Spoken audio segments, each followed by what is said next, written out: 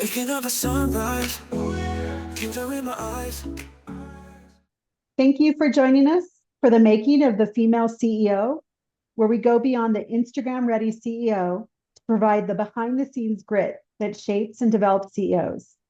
Today, we have Wendy Darling, the founding of Miraculous Living Institute, specializing in personal and professional growth through her transformational Miraculous Living Method. With over 40 years of experience as a business and life transformation expert, Wendy blends traditional business strategies with innovative healing techniques to help clients achieve their goals with ease. Wendy, thank you so much for agreeing to come on.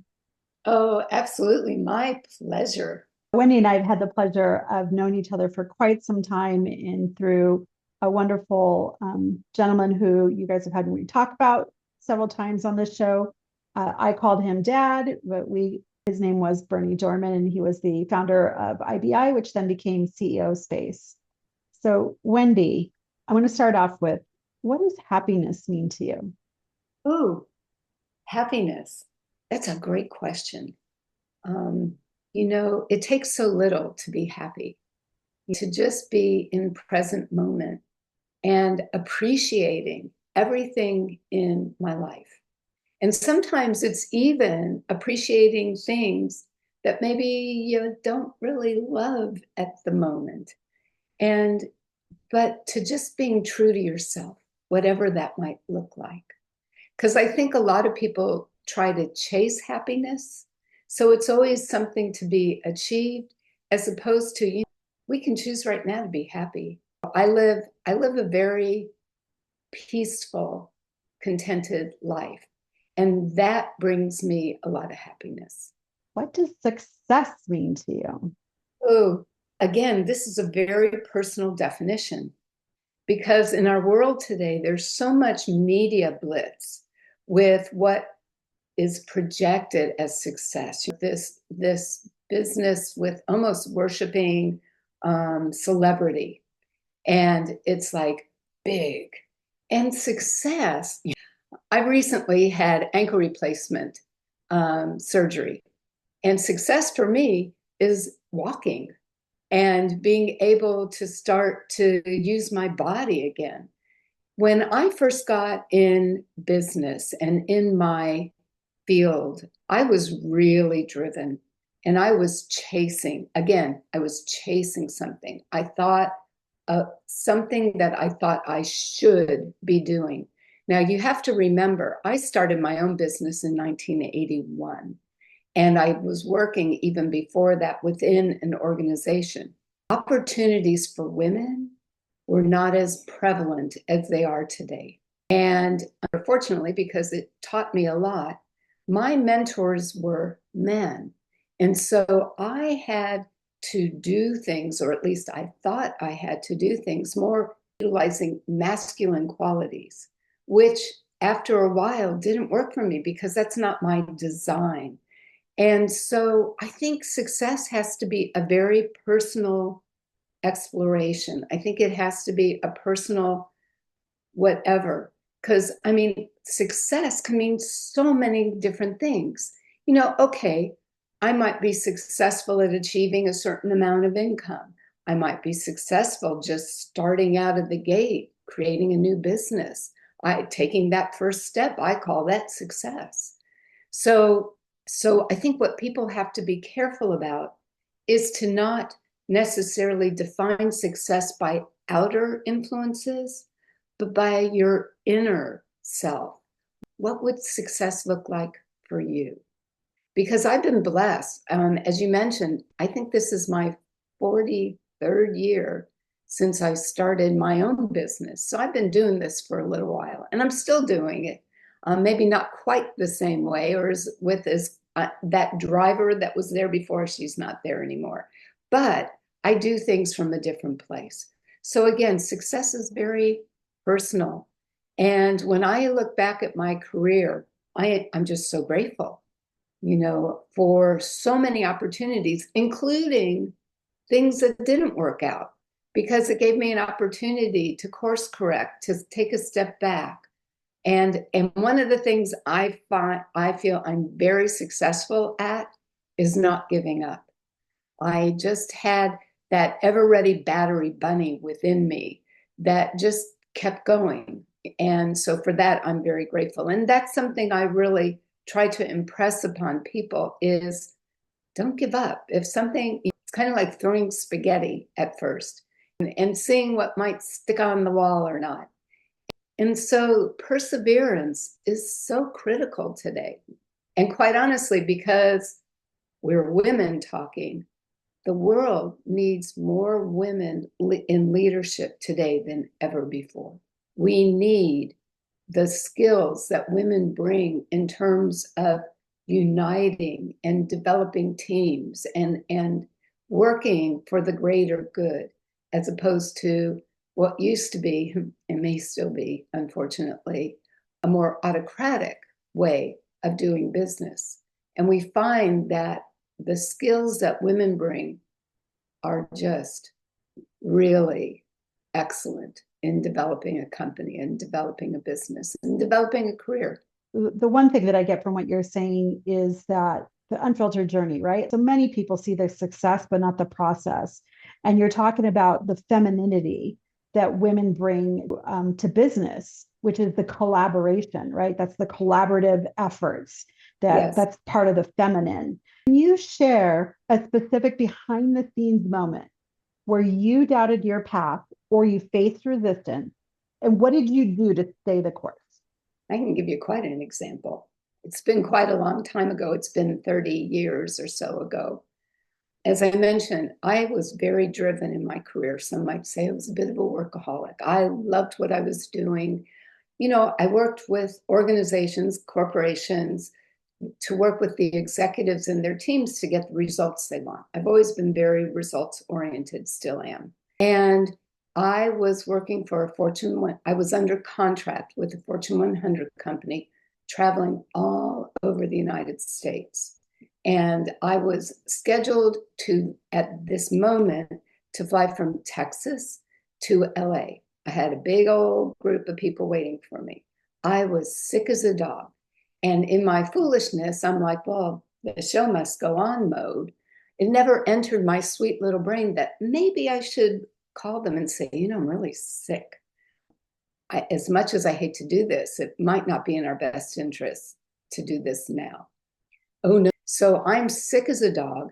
I'm in the Dallas airport. I'm waiting for my flight. I get sick again to my stomach. I go outside the Dallas airport to get some fresh air.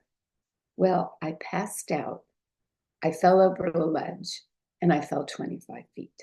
Now, the good news is I landed on my right leg, and the bad news is I landed on my right leg. And that moment started a whole different trajectory for me.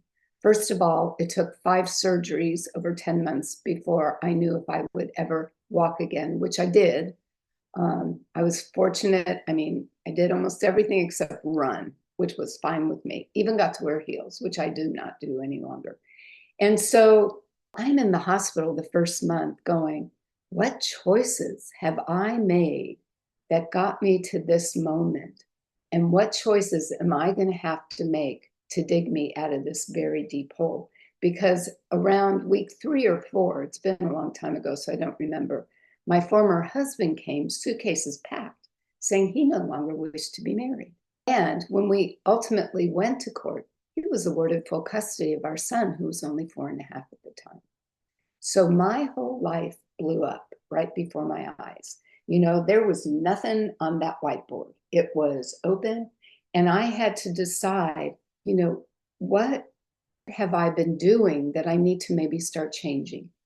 So I did still love working with executives and their teams, but it also opened the door to personal growth and started working more, not just with small business owners to get the results they want, but I started playing with different topics. You know, I have a program called Loving Yourself Lean, and I have a program called Attract Love Now for singles. The couples workshop is Miraculous Living. There's a whole story even behind how I named my business the Miraculous Living Institute.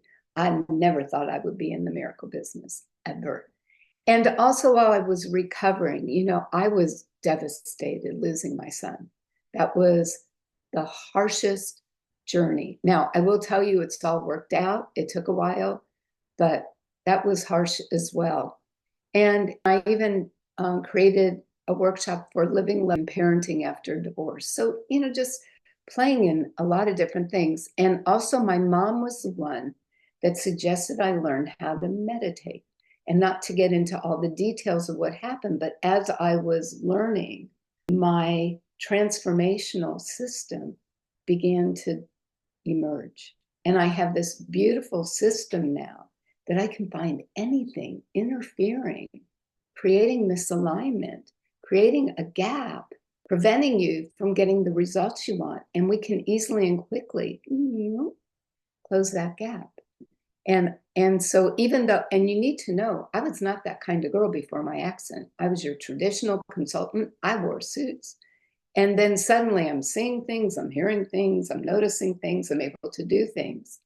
And it took me a while to get used to it, but I am forever grateful for that period of time, because I've been able to help thousands of people in a variety of ways, and I'm not done yet. So that's a pretty extreme example. And one last thought I want to make. It really taught me the importance of listening to your heart and your gut, the importance of intuition. I just heard something on a podcast where, I wish I could remember it because it was just so beautiful. It was like, prayer is reaching out to God. Intuition is receiving and listening to God. And I just got chillsies on that one. Did I? Yeah, and I think all too often we pray, oh God, please let me blah, blah, blah. Or when's something going to happen? I remember being in the hospital saying, somebody sent me a get well card and they said adversity builds character. And I remember thinking, should I be flattered at this point? But I prayed to God. I said, God, you guide me to dig out of this hole, and I promise I will pay it forward. And I've lived up to my promise.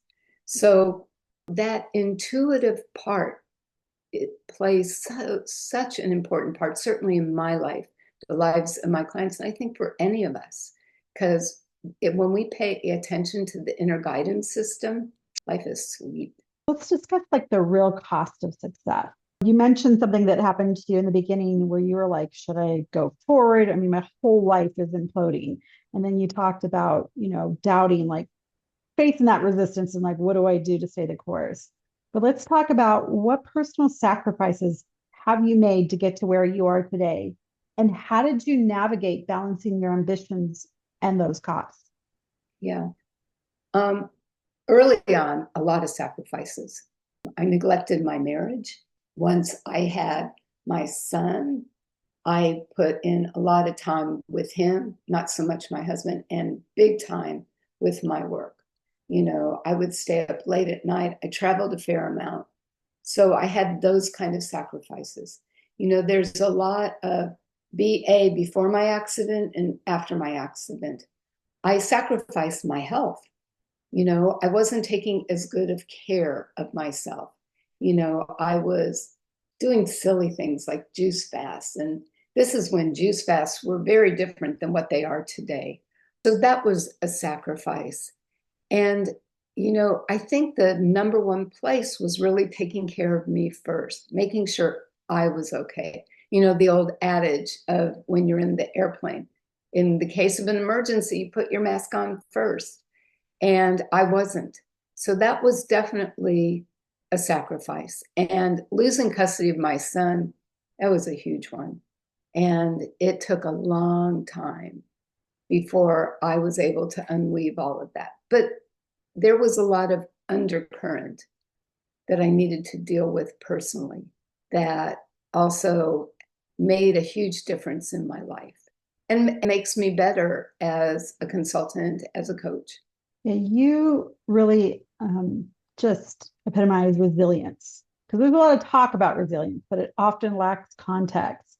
And I think with what you're describing, you're truly talking about when you truly felt at rock bottom, and then the specific mindsets that shifted that helped you rebuild from that place. But is there one, if you could just really target and hone in, what would be the one?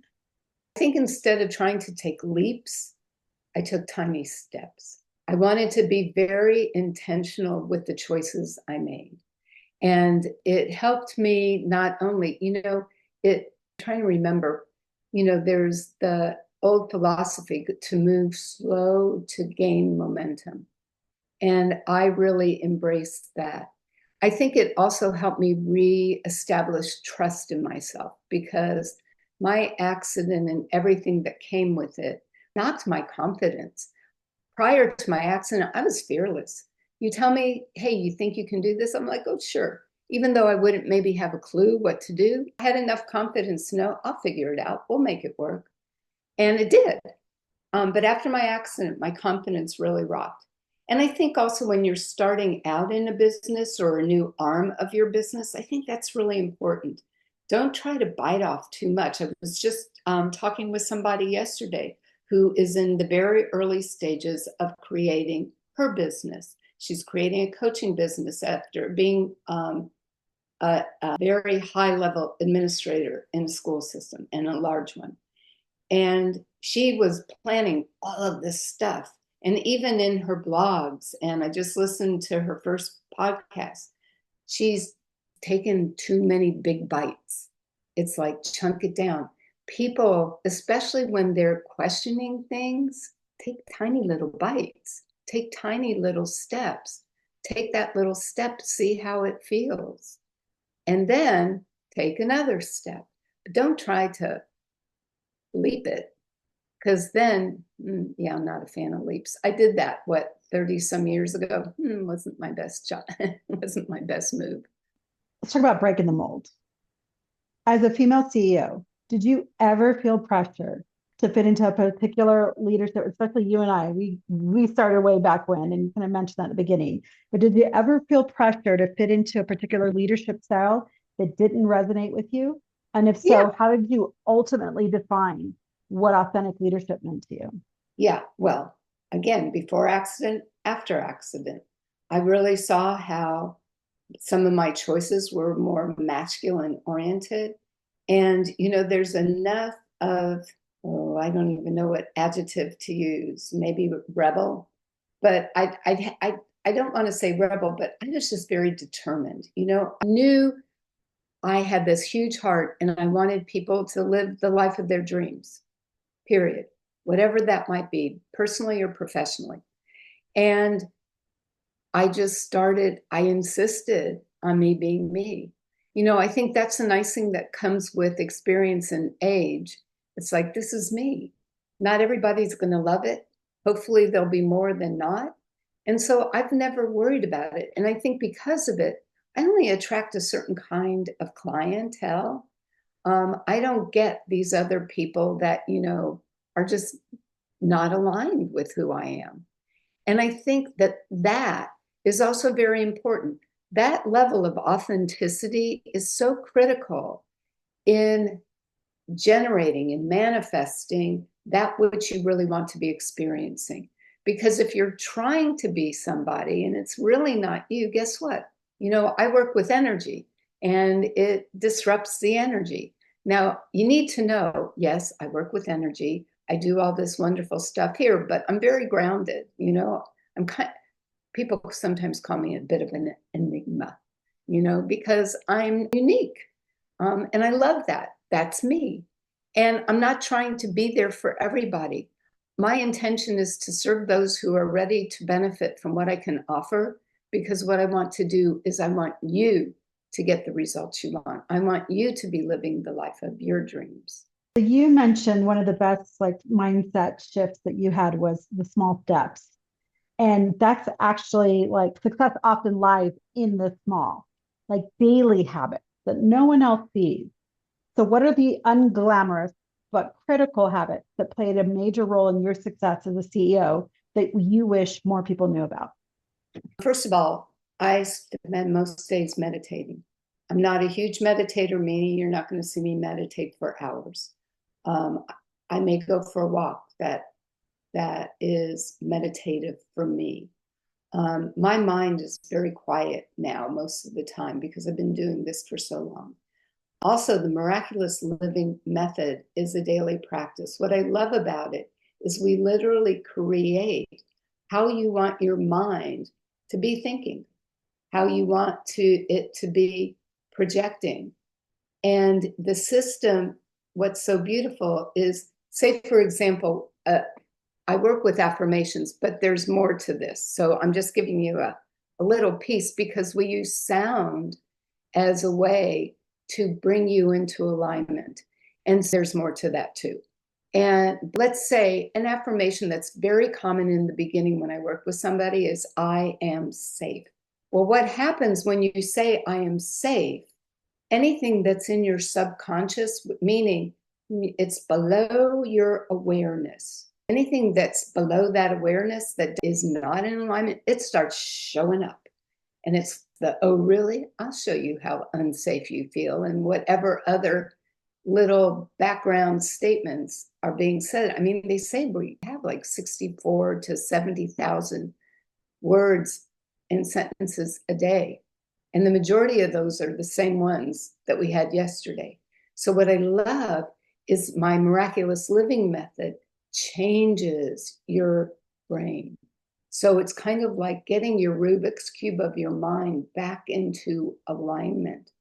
And the process then, so if you say, I am safe, and there's a bunch of stuff, under the current, when it rises up because of the energy of the sound healing, it loses its life force. And so with time, you're naturally thinking like the person you want to be. You don't have this internal interference. And that's why taking those steps become easier. Knowing what steps to take become easier. And starting to see your progress and ultimately more results also becomes easier. So those two things have made a huge difference in my life and in the lives of my clients. Thanks for, weaving in and showing others how you can weave in the untangible, like your energy work and whatnot. And I know you call yourself an enigma. I just think, again, that's just feminine embodiment, that we can live in those two worlds, right? The physical and the spiritual. Like that's our gift to mankind as women. So what's the biggest lesson in business that you've learned? Gosh, there have been so many. I think just always checking in. Am I on the right path? Am I taking the right steps? I think my accident really taught me to pay close attention. And, the other thing is not to be embarrassed, ashamed, afraid of seeking other people's advice. I mean, it's pretty wise, but I have always surrounded myself with other people because I may have some great ideas, but you may have a ton more. And so having some kind of circle of influence is really very, very valuable. Checking in and seeing where you're at. Do you have a measurement system for doing that? Like, is it external? Is it internal? For me, it's internal. Okay. I'm highly intuitive and I feel things very easily. I use applied kinesiology, which is a muscle testing process with some of my clients. I can actually, quote, muscle test without using my arms. And with my clients, I can surrogate you so I can determine what is best or not best for you. And so that just gives another layer of what's the word I'm looking for? Validation. Bradley Nelson. There we go. So she's talking about the body code, about muscle testing, that New York Times bestseller, that whole wave. It's really great. I mean, having, of course, a board of directors and a board of advisors and mentors, all of that stuff is all fantastic. In a pinch, though, when it's just you and it's go time, you're absolutely right, Wendy. Applied kinesiology is an excellent, like it really is. And when you get as practiced as you are, we just as women call it intuition, right? So that's fantastic. So last question, what would you like to say to women who are just starting their companies or women who have been on the court and they keep hitting walls?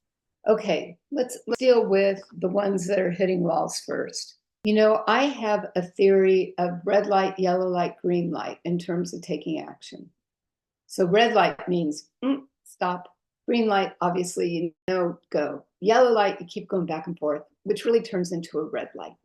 When you keep hitting the same wall, you know, it's the definition of insanity. Keep doing the same things except expecting this different results. There's a reason you're hitting a wall, you know, so you have to take a step back. You need to reach out to some people, because either it's like you're getting signals, you are headed in the wrong direction, danger, Will Robinson, pay attention. And maybe I just cited an example that's showing my age. And so something's up. So if you're hitting a wall and you're hitting it more than once and you haven't figured it out, stop. You are at a place that you need to reassess. And I promise it's a critical step. And, you know, I probably had some of those that I didn't pay attention to. And I ended up in Parkland Hospital in Dallas for quite a while. So don't, you know, pay attention to those things. Now, somebody's starting out in a business. I think it's the sweetest, most vulnerable, exciting, most nerve-wracking time, because none of us have crystal balls. So if you're starting out, first of all, get support. Don't do this alone. You might not be in a place to hire people, but at least have a mentor. Have somebody that has been in business for a while that can guide you, help you kind of sift through all the different things you do or don't do, and really start creating strategy of your first few steps, your first couple months, your first few months, maybe your year's target. But if you go, don't go past a year. If you can then come back to where you are and say, okay, this is where I'd like to be at the end of the year. And the reason I only say a year, I used to do strategic plans for companies. And I got to say, I got paid handsomely. We came up with beautiful strategic plans, but then we started implementing. And it wouldn't take long before we hit our first oops. So I'm not a big believer in taking things out too terribly far. You know, I love for people to have targets. I think they're wonderful. I think they're important. It keeps us in check of, hey, how close are we? What do we need to do? Again, targets as opposed to, ugh. So just start really looking at, what do I want to create? Start getting those first few steps that you think you need to take. And who do you know that's already developed a business somewhat similar to you that you can speak with? You know, a lot of us love to share our expertise. We don't necessarily expect you to hire us, but, you know, if you have questions, ask them, because most people love to share. And we're not going to just share, well, unless we get invited on a podcast. You know, so talk to people. When I've had clients that were starting businesses, I had them go and interview people before they started. Or they would interview their target company and ask, can I just ask you some questions? And they ask all these different questions that we come up with. And then at the end of the conversation, I said, this is so exciting. This is what I offer, because they're asking, you know, where are you? What struggles have you had? Where are you now? What do you wish could be different? And then it's like, it's just what I can do. Can we talk about that? So it's a very interesting way of getting your foot in a door, exploring. And then you always ask people, well, who else might I be able to talk with? And it's a wonderful way to start building your network. So Wendy, thank you for sharing that personal inflection point 30 years back that then sparked the shifting in your mindset that had you then help thousands of people into stepping into their greatness, and had you be the transformational leader that you are and such a dear friend. You know, most women only have the Instagram ready CEO to model after. This channel provides behind the scenes grit that shapes and develops CEOs. If this speaks to you, Please schedule your interview seen here and in the description below. Your story could inspire the next generation. Let's make the real journey visible. Waking up at sunrise, kingdom in my eyes. Hustle every day, girl, you're on your way. Standing strong and tall, breaking through the wall. Planning every move, got nothing to prove.